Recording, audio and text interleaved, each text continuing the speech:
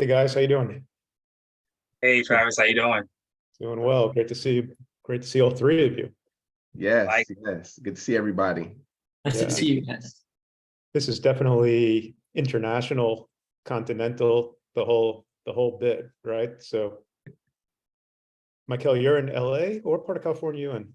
Yep, I'm in Los Angeles. It is slightly overcast today, Yeah. but hopefully the clouds break. So it's the morning where I am. Oh, nice, right? Yeah, 3 hours.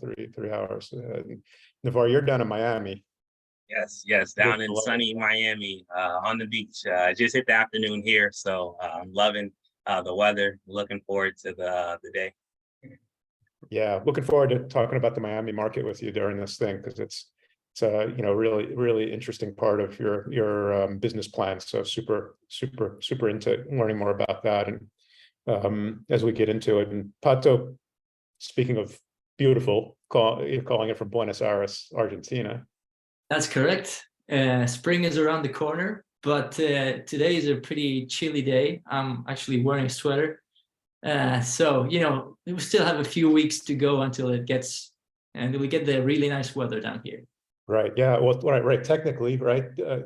South of the equator, you're still in winter for a few more days. Yeah. We're just leaving winter. Yeah. Well, happy spring. Should be around the corner. Here in New York, it's very strange weather. It's hot one day, cold the next day, but the sun is shining today, so no complaints there. Nice. Very familiar with the New York weather. Yeah, no doubt.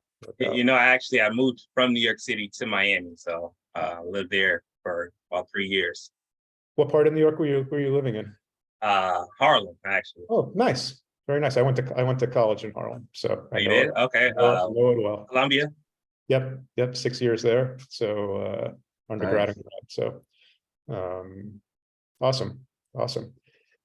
Well, guess we'll start getting into it and kick off this webinar. And I want to thank everybody who's here joining us both on LinkedIn Live and on Zoom to our webinar on with the guys from Quikliq, who I'll introduce in a moment, and Pato from Amalgama. This is from Accelerators to pitch contests, the A to Z of startup funding.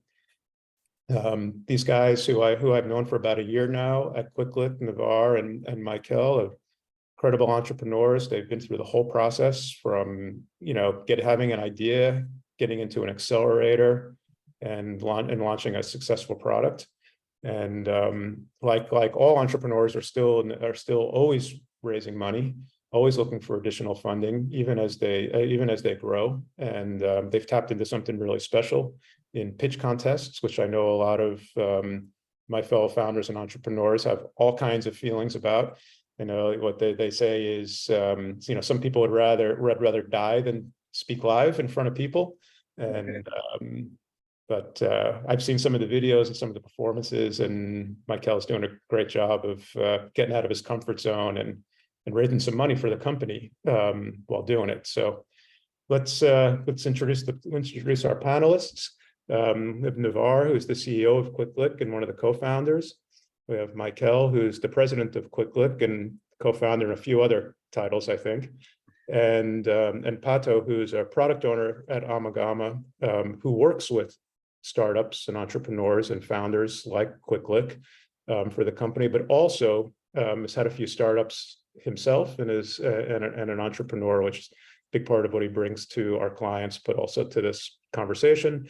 And I'm Travis. I'm the head of growth and innovation at Amalgama, and I get to work with these guys, guys like this all the time, and with Pato every day, even with my own startup. So it's pretty exciting stuff.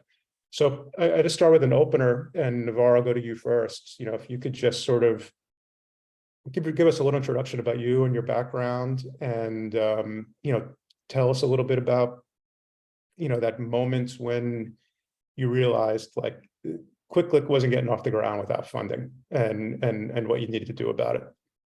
Yeah. Well, thanks again, Travis, for having me here on a webinar. I'm Navar Grievous, CEO and co-founder of Quikliq. I'm originally from Houston, Texas. Got my master's in accounting from Clark University. Also studied abroad in Beijing, China, where I took international business, international economics.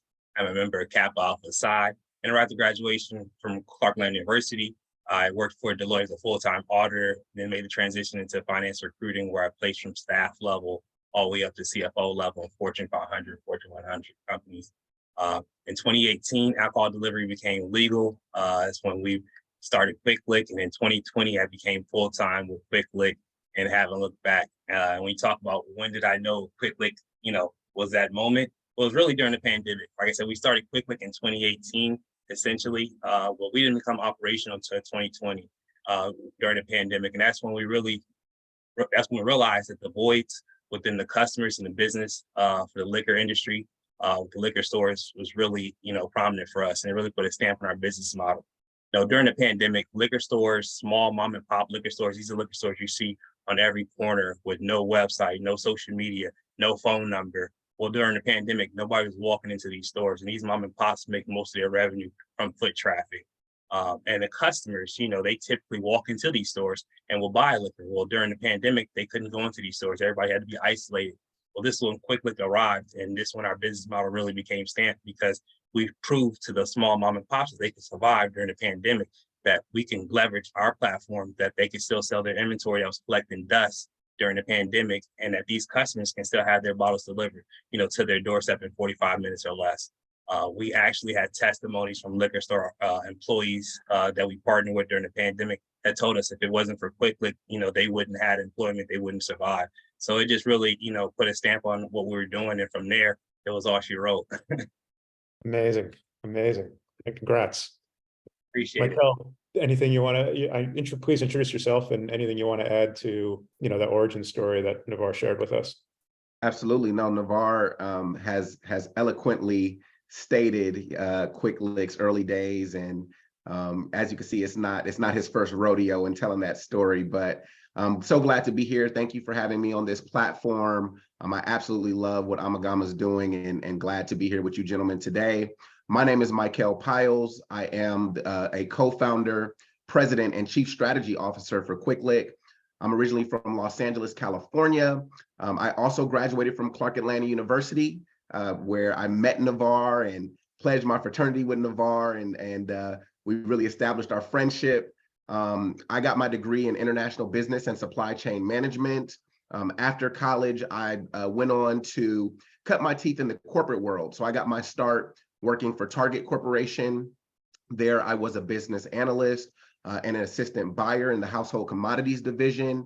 Lots of responsibility at a very early age. I managed a $400 million portfolio of commodity products for Target. I went on to parlay that into a career in corporate sales. So I went on to work for the Container Store, training staff at their flagship in New York City, as well as some of their other stores around the country. The Container Store, even though I was working in a corporate capacity, that's where I got my first look into the world of scaling and entrepreneurship, because as a young sales trainer for the Container Store, I actually was one of the top producing trainers in the company, and was personally invited to the bell ringing ceremony for the Container Store's IPO in the fall of 2014. So that was like a watershed moment for my career. It also informed me that, wow, in the corporate world, I was getting a lot of accolades, I was winning a lot of awards, and I realized that they love to shower me in accolades for my performance, but not a whole lot of money. And so at an early age, I realized, this corporate trajectory is great, but if I really wanted to, establish a legacy in this world and, generate true wealth, then I would need to be an entrepreneur. At that time, I was talking to Navar every single day. We were already conceptualizing Quikliq, thinking about, how we can make our footprint in this world. And then I decided to leave the corporate world in 2015. That's when I got my first start in a quasi-entrepreneurial fashion, working in real estate. So I became a real estate agent in New York City, one of the toughest markets in the world. That really honed my skills in terms of working with people, creating a book of business, and and even selling things, right? And then from there, as Navar mentioned, we started Quikliq in 2018 when it became legal in Miami, Florida. And then in 2020, during the pandemic, when we started to really take off, I decided to go on to Quikliq full time, and the rest is history. I love that. Thanks for sharing. It's you said it perfectly, and it's incredible, speaking to entrepreneurs who pull those gained real world skills from other jobs, other scenarios into what they're doing as an entrepreneur. And I think obviously what you just shared, your time, doing corporate training, selling real estate, really positioned you to now I get why you guys are winning pitch contests, because you built that skill set prior to jumping into your own thing. And that's huge. I think so many times we forget about leveraging our past experience, in a new way. So speaking of that, Pato, why don't you go ahead, give us a little bit of your background and how you've leveraged being an entrepreneur to working with entrepreneurs. Okay, great.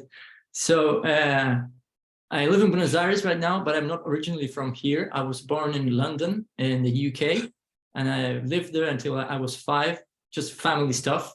My family is all Argentinian, but my dad was working over there. So, just living here in Argentina for more than over 25 years.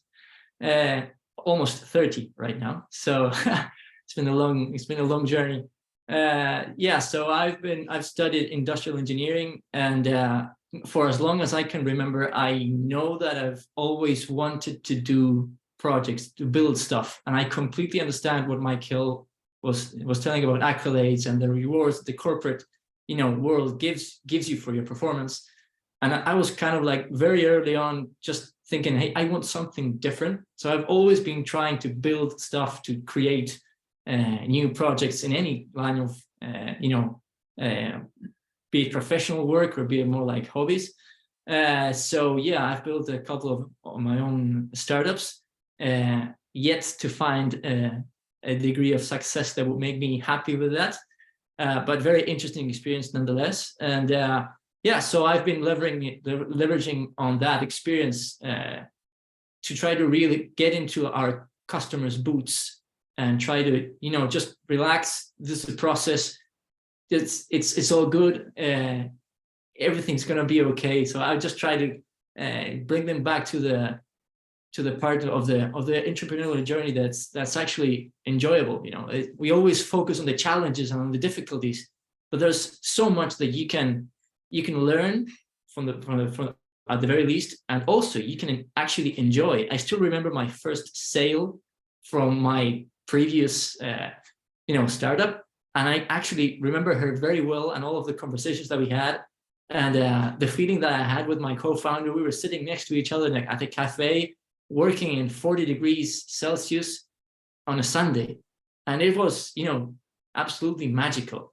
So from a personal point of view, I try to bring that that experience, that love for building stuff that I have, and I try to share it back to founders, because when you're in the middle of the heat, you kind of forget these fundamental things, like, why are we doing this? Oh my God, why are we doing something that is actually so hard?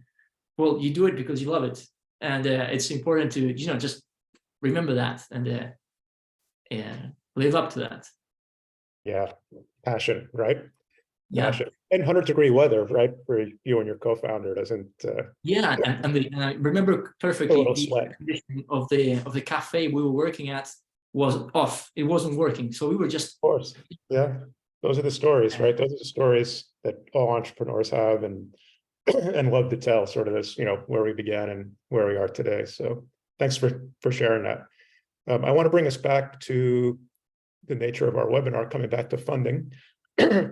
I think we all have been there. We see it all the time as entrepreneurs and founders. It's, where's the money going to come from?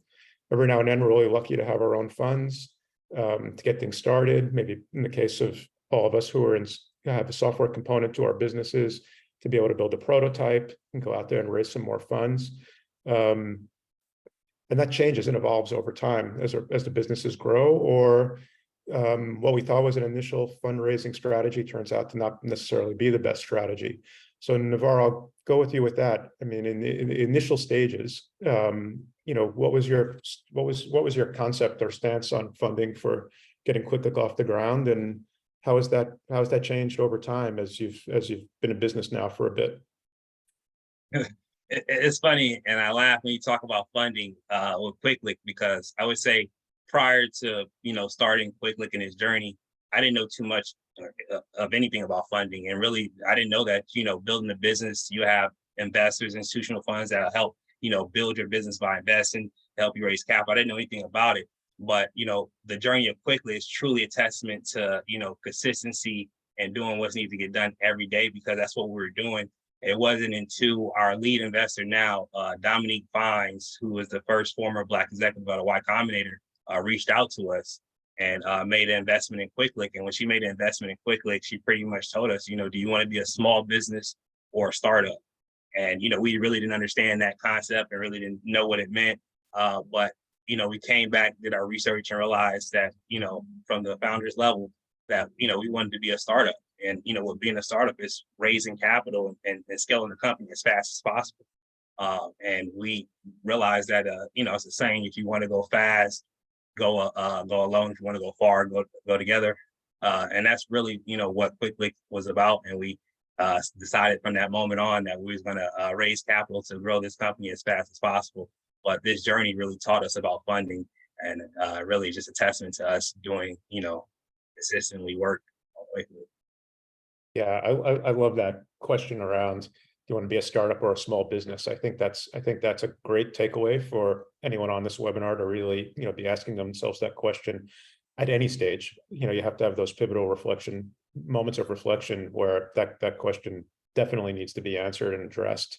And co-founders need to be very transparent with each other on that dialogue. I think that's a great takeaway, Navarre. Thank you for that. To sort of follow up on that, and I think this is would love to get your experience on for our attendees. Many startups sort of have that start and stop cadence based on funding cycles, whether it be a new investor, like you mentioned, getting that first big investor, or getting to that point where money's getting a little thin, and both those things have a significant impact on operations, whether it be launch, pre-launch, growth, scaling, whatever that would be. So would love to get an anecdote or another great tip, around that from your experience. Yeah, I'll jump in here. So okay, great. When it comes to fundraising, it's a balance. It's a balance, right? And it's a pivotal balance. And typically, I'm going to say it's going to be different for everybody, right? It's a case by case scenario. No two startups are the same, right? Or they shouldn't be. If you want to separate yourself from the competition. But when it comes to fundraising, when I say balance, what I mean by that is fundraising is a full-time job, right? One thing I think Navarre and our other co-founder that's not with us today, Aaron Carter, would say is that we had no clue. We were so naive when it came to how involved fundraising really is. I mean, you have to pound the pavement, especially early on. I know some startups get lucky, and you always hear about these, rags to riches overnight fairy tale stories, but those are the unicorn stories. Those are the less than 1% that, meet that investor at the table. They, have a napkin deal and a handshake deal, and they're off to the races. That doesn't happen for 99.9% of us. For us, right, it's a story of, like Navarre said, consistency, perseverance, planning, right? Navarre and I, one of the things that we learned early on, even in college, that has driven our success with Quikliq are the 7 Ps, right? Which is proper prior planning prevents poor performance, right? And so planning out, okay, what are our goals? How much do we need to fundraise?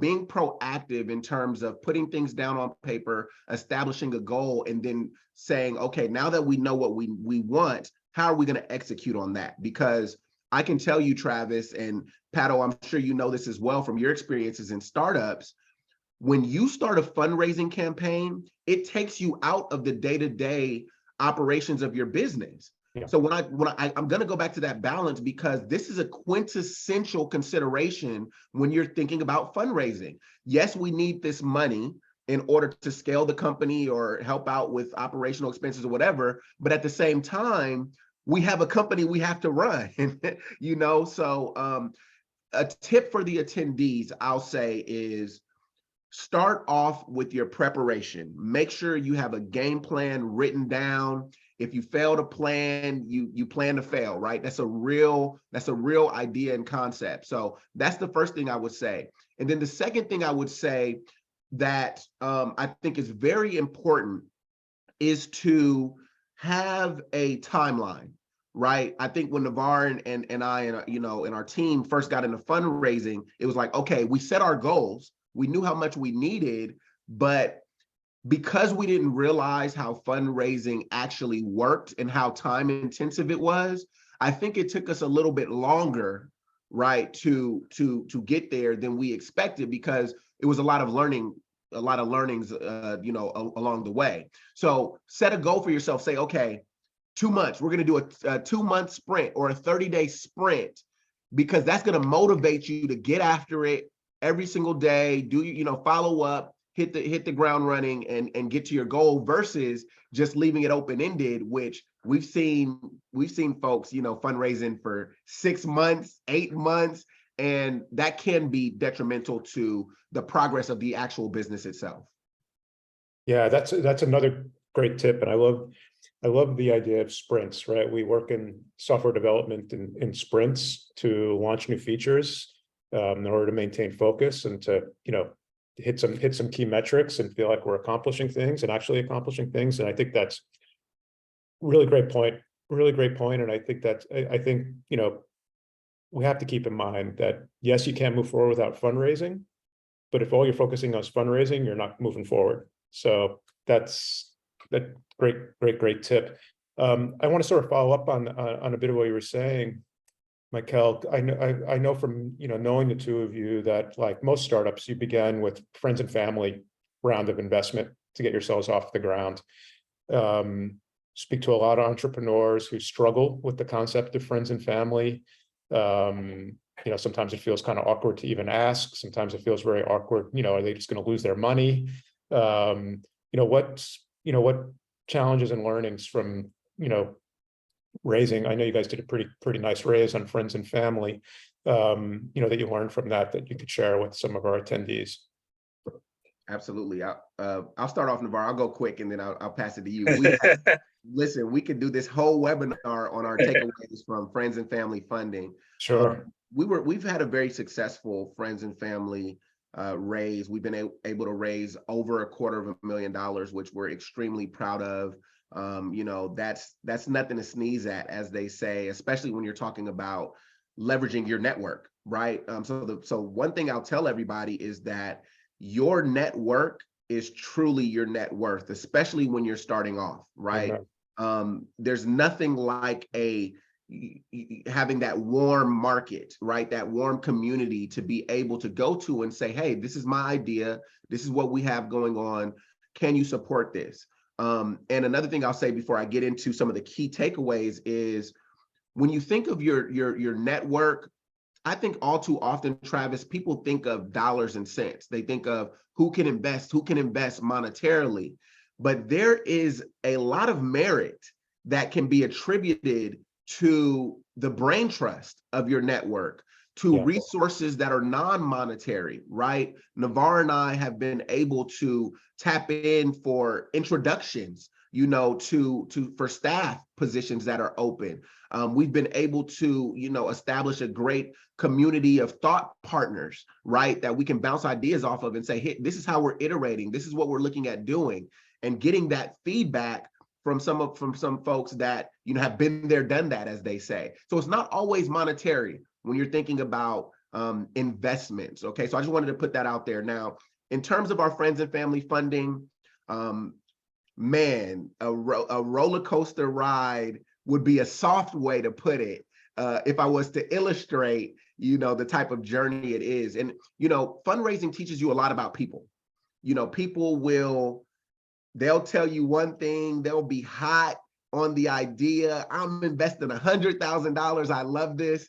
And then the very next day, did they drop their phone in the ocean? You can't get a hold of them. I mean, it tells you a lot about people. And, for good or bad, right? There's folks that, you would never think that are going to show up for you and have a check for you and be all in on what you're doing. And then there's folks that you thought like, wow, this person is a multimillionaire. Surely they'll invest a few thousand, Right. in this idea. And, that's not the case. And so the lessons that I'll tell anybody, and this doesn't just go for fundraising, this goes for entrepreneurship in general, is you have to have mental fortitude.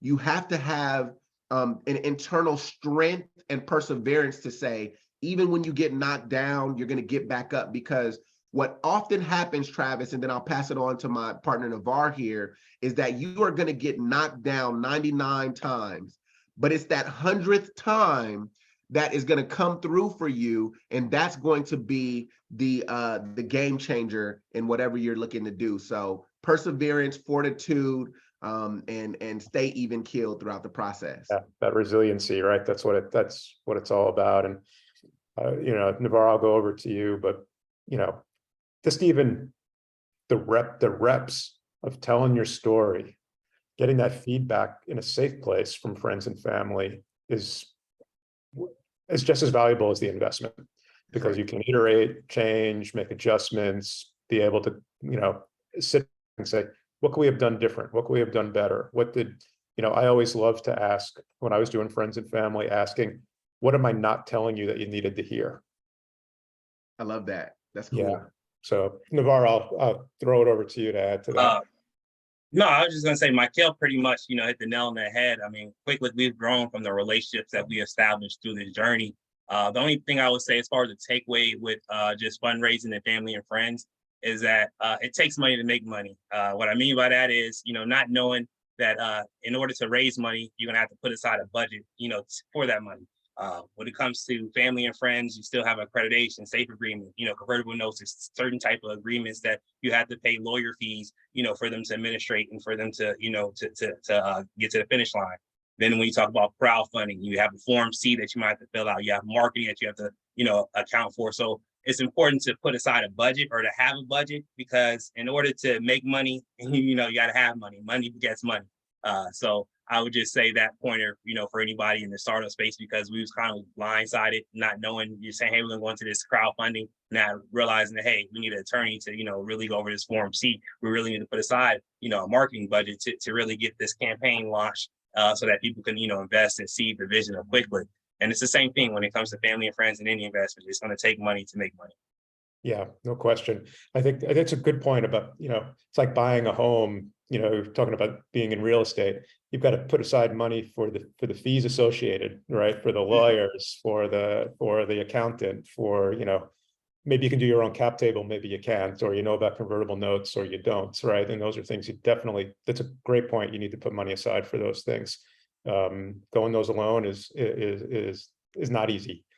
So, Pato, I'm sorry you've been sitting there quiet for a little bit. Would love to, get you back into this. As a product owner at Amalgama, you work with a ton of startups, often building their very first prototype, making their idea come to life for the very first time, and then they've got to, they've pulled together some funds to do that, but then they've got to raise money. What attributes would you recommend? You see it in Quikliq. You see it with clients that would make a product or a company or a startup enticing for even friends and family around, if we're starting at that. Yeah, that's a good question, Travis. And also, just to say, Michael and Navar, great comments.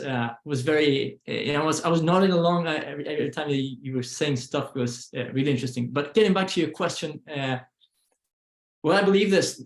Well, from my opinion, there are maybe two things that are most important for early startups, and I would say that one of those is often overlooked, and it's founder market fit. so we always hear about product market fit. How does the product, react with the market? Does the market want it? But there's another concept that's equally important, and this founder market fit.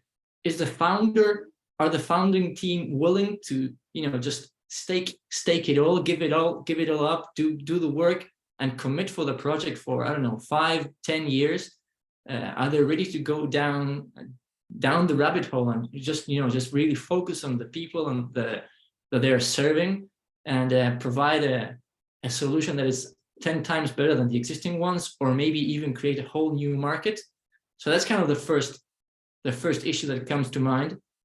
And then the other one is that, founders need to be able to think small, iterate on the daily basis, but also be able to have this dual vision that Michael was thinking. So you need to run your startup today. You need to talk with your bank today. You need to, just fix stuff with your lawyer today, but you also have to think of, hey, where's this going? What are we doing with this? What's the vision? Is the market interesting enough for us to invest in this? Or, is the startup, or is it a small business? So the founder needs to have that balance between having one eye on the day-to-day stuff that comes up, and stuff comes up all the time. You guys surely know that.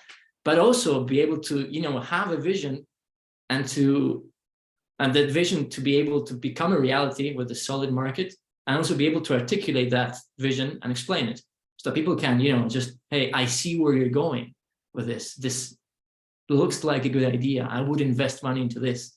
So for me, it's those two things: for founder market fit, and being able to, iterate on the small stuff, and also be able to dream big. Yeah, I love that founder market fit. I'm gonna be using that days to come. It makes me think of one of my favorite ones that I hear, and it's so true. I think we're all saying it in these early stages. People buy people, not services and products. And it's so much about the founders and in these early days. It's not about your technology. It's not as much. Yes, it's about your idea always. But in those early stages, it's really about the founders and the people involved. I know we want to get to pitch contests, and also want to talk about your experience in the Endeavor Accelerator, but I want to take a pause just to sort of ask a poll of our audience, just so we can get a gauge around pitch contests. Certainly curious to know how many of our audience members have considered or sought funding for their startups through pitch contests. Love to get a gauge on that. I think we have a poll up and running, and we'll let that run for a little bit, and then we'll come back to the results. I do want to get right into the accelerator, because I know that's an option that you guys took advantage of. Navar, would love to know more about your experience with Endeavor, and how did it shape your approach, and how also did it teach you about funding and some strategies for funding coming out of that? Yeah, no, definitely. Endeavor Accelerators was part of our Quikliq journey. It really gave us a comprehensive understanding of entrepreneurship and how to really scale our company. I would say prior to Endeavor Lab, we wanted to be in the startup tech ecosystem. We wanted to be in some of these events and some of these rooms. Being a part of Endeavor Lab, now we are, in some of these rooms, we are invited. It really gave us the foundation and structure, for our company to scale, properly when it comes to our growth market strategy, unit economics, a lot of these mentorships. So I praise Endeavor Lab, I praise Accelerators when you talk about this journey and becoming a CEO, becoming, a chief marketing officer, whatever the position, the hat that you're wearing in the company that's needed. These are tools and resources that, and programs that help you, become that person that you envision that you want to be for the company. So I praise Endeavor. It's putting Quikliq, on the map in the startup ecosystem. And I would say, if you haven't joined Accelerator program, to definitely join. It's great when it comes from a relationship standpoint. Like I said, and I told you before, Quikliq has grown and gotten to the point we're at because of the relationships that we've, nurtured through the years. So I have nothing but praise for Accelerators. Michael, what was the process of getting into the Endeavor Accelerator, and what was, when and how did you decide to explore that avenue? Yeah, so Endeavor is an international program and an accelerator that works with founders from all over the globe, right? And so because of that, it's a competitive environment and competitive process to join that accelerator. So as you know, with a lot of accelerators, there's an application process, right? So you need to submit your business. That can entail, you know, talking about your business plan, your go-to-market strategies, your, you know, idea, you know, the phase that you're in your business, you know, talk about your sales strategy and your team and your goals, right? And so for attendees out there and other entrepreneurs that are looking to get into accelerators, it's good to have that stuff together. You know, one thing that Quikliq did prior to getting into any accelerators, prior to even starting our fundraising process, right, was go back to our business plan, right? Because and I encourage, whether it's, you know, once a year or, you know, twice a year, what have you, I encourage everybody to revisit their business plans. I think all too often, you know, you start off right, Pato, with the business plan, and then, you know, you start and you never go back to it. You never look at, you know, it just starts getting, it's a paperweight, right? That's not good. You know, you want to make sure that you're always going back to the foundation, right? And making sure that you're keeping things updated, you're, you know, getting re-inspired, and you're setting yourself up to win. So for Endeavor Lab and other accelerators and programs that we've been a part of, there's an application process. Sometimes you might have to write an essay and things of that nature. And so having an up-to-date business plan really helps you for that. And then the second piece is the interview, right? Because often if you're going to join one of these programs, they want to get to know the team. They want to get to know the founders. So it involves interviewing, talking about your journey, right? Crafting that narrative. And I know we'll talk more about pitching, but whether you're, hey, you know, they say ABC, always be closing in sales. In the startup world, we say ABP, always be pitching. Yeah. Always be pitching, right? Because you never know who's listening. And so whether you are pitching in a competition, Travis, or you're talking to an accelerator like Endeavor Lab, you're pitching. It's all practice. So get used to telling your story, get used to your narrative that you're creating, and you'll be set up to win. Love that. Love that. Yeah, right. Sales, you don't want to pitch, but when you got to pitch when you're a startup, right? That's right. Navar, I want to speak with you about the sort of the initial Miami launch of Quikliq. You know, Quikliq is in a sense born and bred in Miami, Endeavor's in Miami, and that was your first target. You know, obviously that was a big part of your rollout strategy, right? Your proof of concept, getting into a first market. How did that shape the journey with potential investors? You know, how much did that answer the question of, you know, you don't have anything yet, which I think so many entrepreneurs hear, it's too early. You know, get back to me when you have something. So I'd love to hear about the strategy of the Miami launch and how that led to further investment. Yeah, no, definitely. You know, with Quikliq, I like to say it's divine intervention. You know, it was right time and right place. Michael and I have been brothers. And really, like I said, in 2018, the state of Florida made it legal for third-party companies like Quikliq to do alcohol delivery. So, you know, first and foremost, you know, you have to understand your market and the market that you're operating in, if it's, you know, legal, if you can do it, or if you can't do your service or the product that you're, you know, trying to push to the market. But God, you know, allowed that Miami to be, you know, open market for us to do business. And that's exactly what we did. And with the app launch in Miami, it's really, can you make an idea, or can you take an idea and make it a product or a service? And that's exactly what we did with our app launch. You know, we made Quikliq, which was just an idea, an actual, you know, product and service, you know, for our community in Miami. You have an app launch. You know, we had an app that you can download that you can actually select your favorite beer, wine, and spirits and have it delivered to your doorstep in 45 minutes. So with our app launch that we had in Miami, it proved to our investors and potential investors that, you know, we can successfully, you know, take an idea and run a business with an all-star team, not just Michael that you see here. We also have AC as another co-founder, and we have an executive team, from the from CFO, all the way down. So we've shown that at our app launch, and it really, paved the way and huge dividends for us for where we're at now. So really just, taking something with consistency and, and starting at his idea and proving that you can make it a product or actual service. Yeah. Michael, anything you'd want to add to that? Yeah, I think Navar hit it on the head. And as Pato mentioned, the product market fit piece is very important, right? You don't want to be selling fur coats in Miami. It's probably not the best market for that.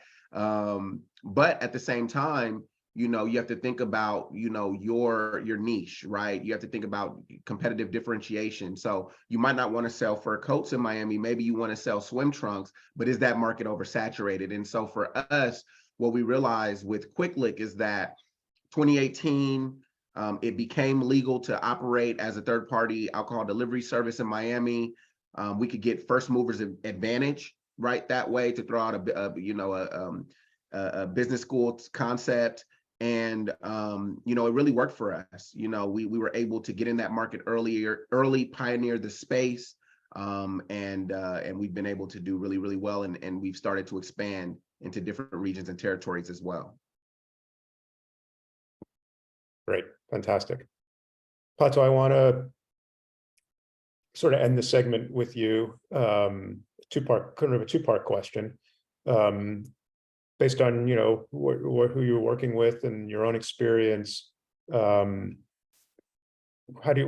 tips do you have for entrepreneurs and startups with leveraging their funds for maximum impact and growth?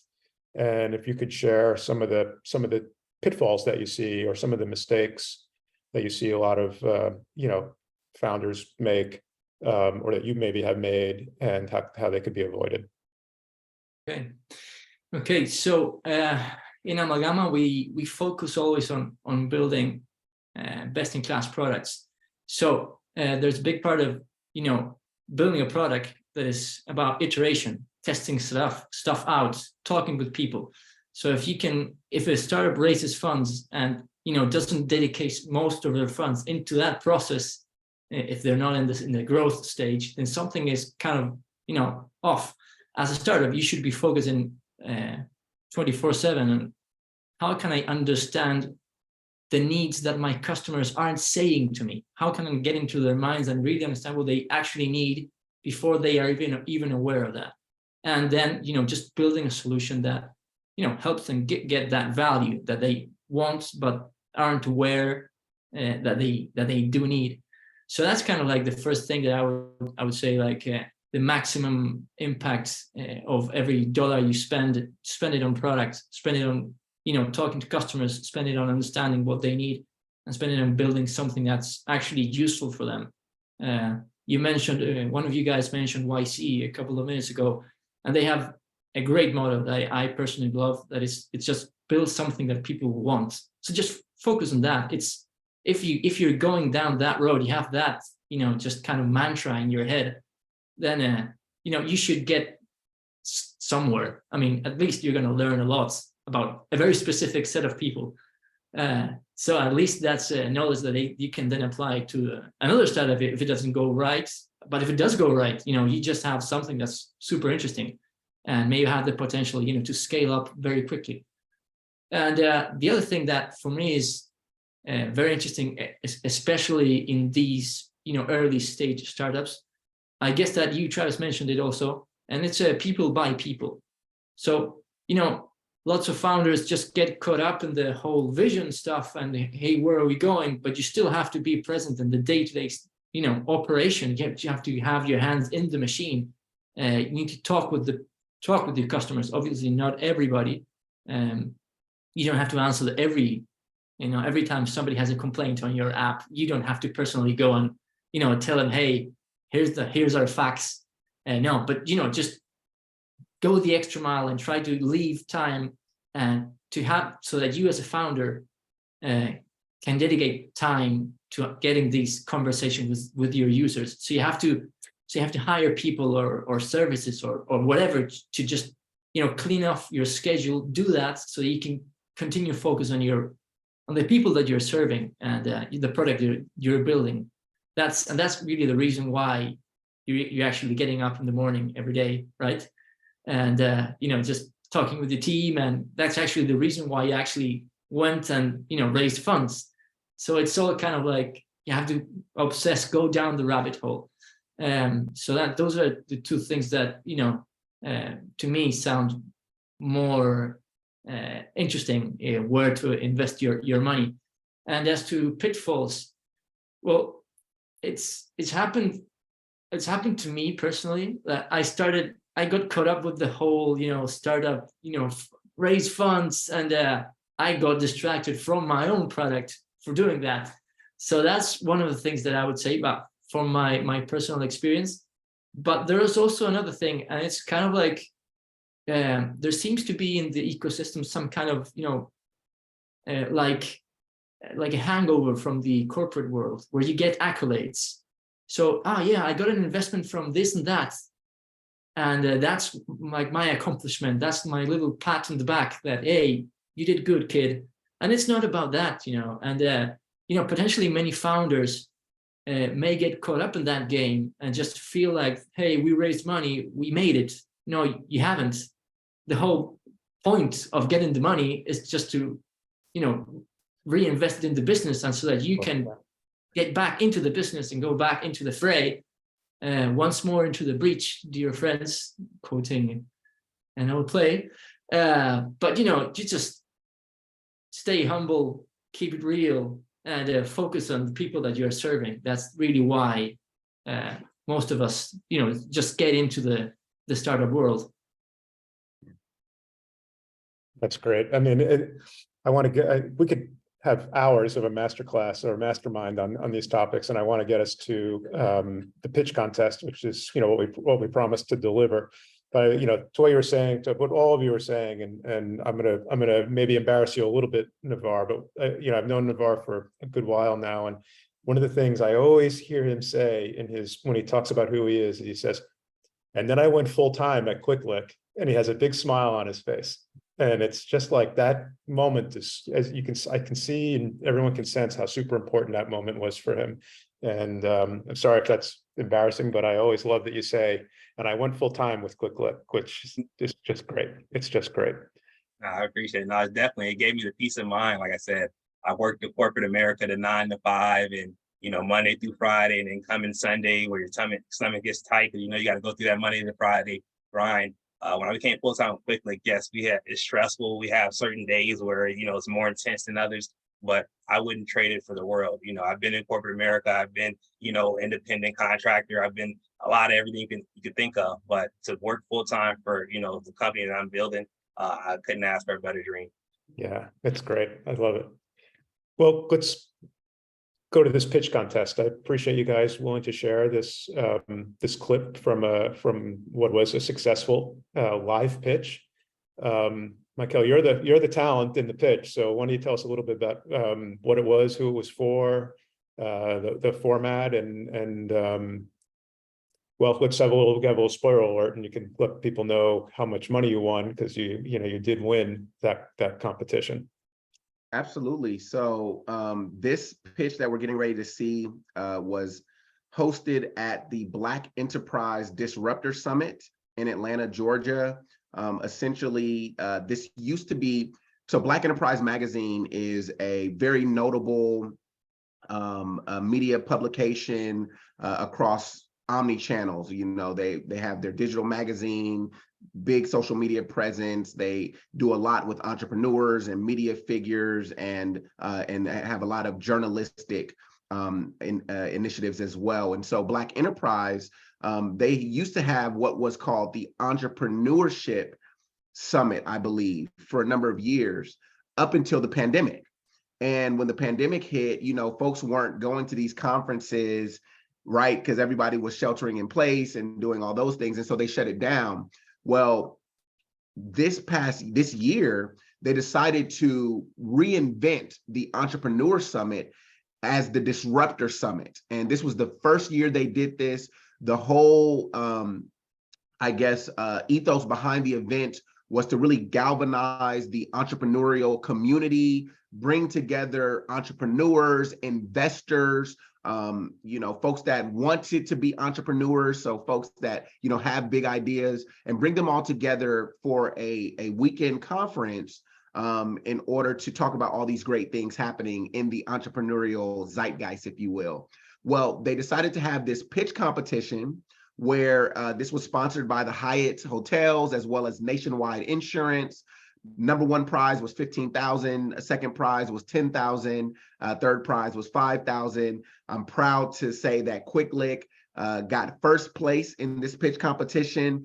We were distilled down to a group of 4 finalists from over 100 applicants. So this was a really, really big deal. This was a 90-second pitch competition. And this was the first time we've been in a pitch competition where we only had 90 seconds to pitch. Usually our pitch is 5 minutes or at the very minimum, like 2 minutes. But this was 90 seconds. It was in front of a live audience. And we're gonna see it in a second, but we were able to win and take home the big check, as I like to say. It was live and streamed live, if I remember you telling me. That's right. It was streamed live, and it was also, and I presented live on a stage. So for those of you out there that are interested in pitching, you better practice in the mirror, practice in front of your stuffed animals, your dog, your cat, because you're gonna have to get out of your comfort zone and pitch to the masses sometimes. Practice how you play, right? That's right. That's right. All right. So if my wonderful technical director could roll that for us, would be awesome, and then we can talk about it a little.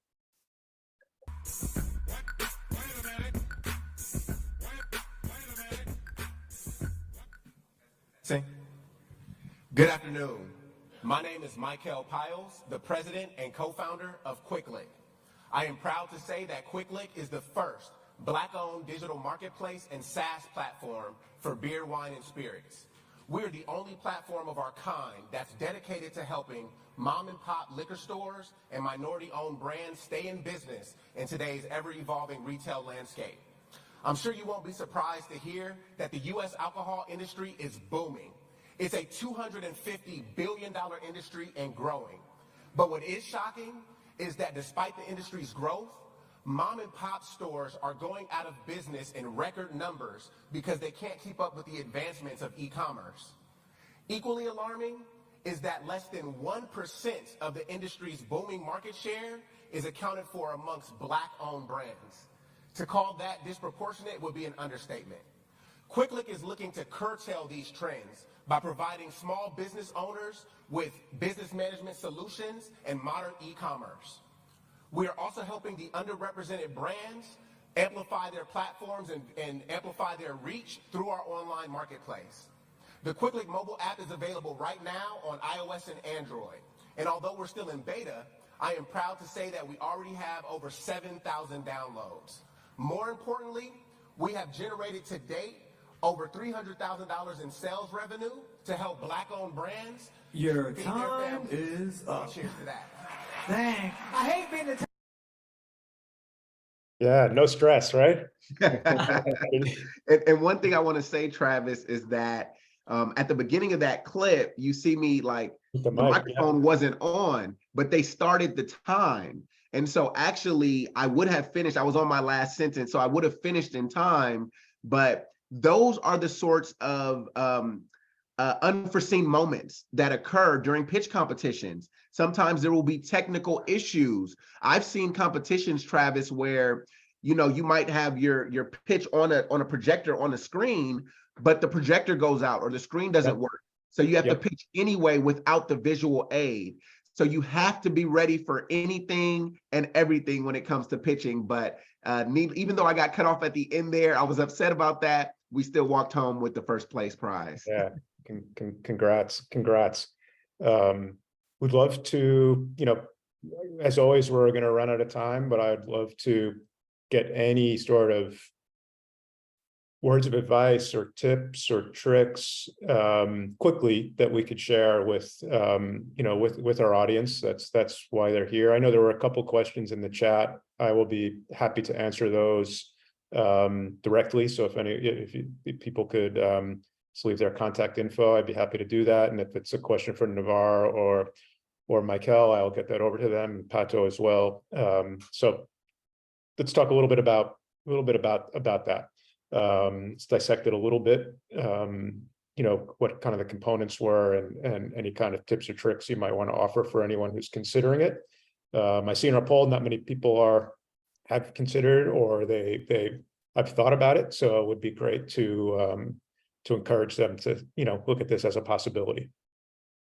Absolutely. I'll start off and then Navar can go as well. By the way, so everybody knows, Navar also is an award-winning pitcher. He pitches as well. Me and him are, the two on our team that pitch the most, and Navar's walked home with big checks as well. So he has some jewels he'll drop here in a second. One thing I'll say when it comes to pitching, know your audience. This is paramount to success.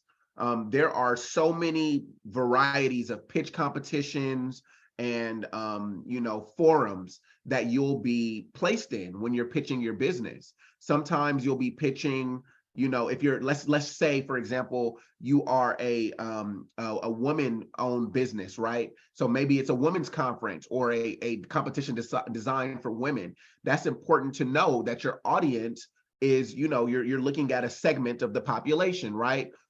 If you're going to a pitch competition that is more so service and community based versus businessy, right? There's some competitions out there, Travis, Pato, where the judges, right? It's important to know your judges. When I say know your audience, some competitions we go to, the judges are philanthropists and community builders, right? So it's important to know, maybe you lean into those aspects of your company that are really giving back to the community and telling that story because that's your audience, versus if you're pitching in front of institutional funds or venture capitalists, they want to know the numbers. They want to know the unit economics, right? So if I could say one big thing when it comes to pitching, know your audience. It is crucial for your success. The second thing I'll say is tell a story, tell a compelling story.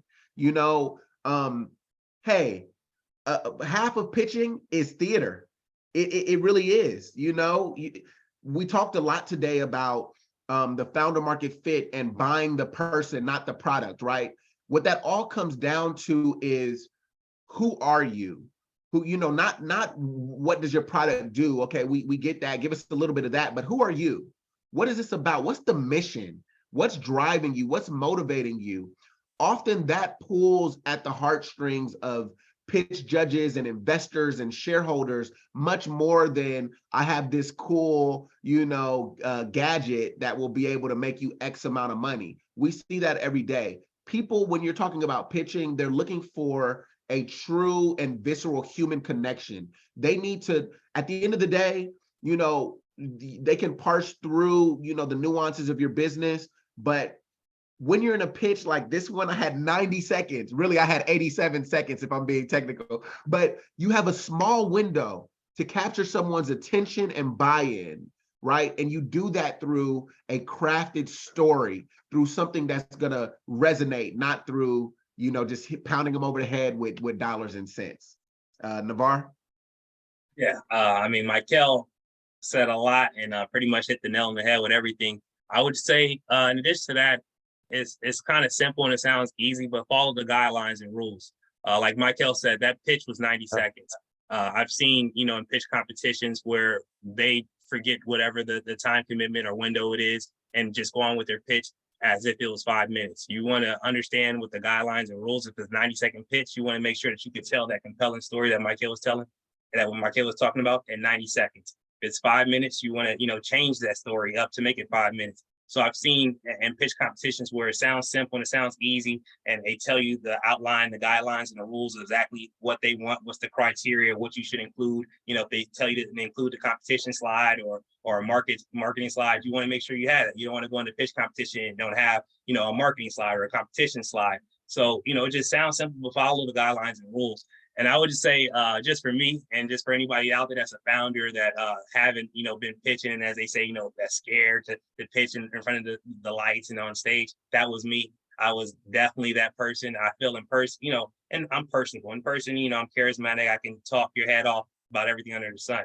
But getting on stage, having a mic, a live audience, it's different. It's night and day. But I would say to overcome those fears, definitely practice. And not just practice to yourself and in the mirror. You have to practice with others, like Michael, with other, founders or other, friends and family. Don't be scared. They're going to tell you pointers that, Michael, that this person wouldn't told you. But, building that up, that's confidence you build up from that practice that you're doing. So I'll say the opportunity is definitely there. And as you can see, when you put the practice in, the rewards will pay off. Yeah, totally agree with that. Pato, anything you want to add from your experience or from what you saw? Yeah, I mean, I just love the pitch, Michael. It's, you just outlined clearly like who you were and what you were trying to work on and why. I mean, it just got stuck with mom and pop's stores. They're trying to help mom and pop stores, and it's like, okay, that's the main idea I'm taking it from this, and you've already gotten downloads and you've made almost $300,000 in sales. So that's like, okay, this is actually interesting and it's working. So that's like, you just said it, everything that I wouldn't need to know in 90 seconds. Of course, we had 2 hours, we could talk about for 2 hours about Quikliq, but so just congratulations on that pitch. Very well crafted. Thank you so much. And that was at that time, that was a few months ago, that pitch, over 7,000. Now we're over 10,000 downloads. So, and still in our beta, we're going to be relaunching in the next few months our next iteration, which is going to be bigger and better. But we're super proud of the traction that we've had. Yeah, as we close out, guys, and appreciate the time. Where is Quikliq available, and where can people get it and start using it? Navar? Yeah, you got it, Michael. Okay. Yeah. So actually, we're I think any moment now, our director of tech is going to be pressing the button on our new website. So www.quikliq.com. Check that out. We have a brand new website dropping. You can also find us on iOS and Android. So the Google Play Store, the Apple Store. Just type in Quikliq. That is Quikliq right here. And we're also on social media. So please follow us. All of our updates we put on Instagram, just at Quikliq, very simple on social media. And we're happy to connect with you. Awesome. I want to thank you guys for joining us and for all these insights. Like I said, maybe we're going to do a part 2, maybe a part 3. We could probably go into this in great depth, but really appreciate it. And, as I said, I've gotten to know Navar and Michael quite a while now, and I'm sure they'd be happy to connect with you on socials and answer any questions. They love to pay it forward, as even if you heard in the pitch. Pato and myself can be reached at through Amalgama. Please give us a follow on socials as well, and feel free to reach out in the same vein. So thanks again. Quikliq. Thanks, Pato, for joining us, and thanks everyone who attended, and look forward to the next time we get to talk. Thanks for having us, Travis. Take care, care. everybody. So much, guys. Bye-bye.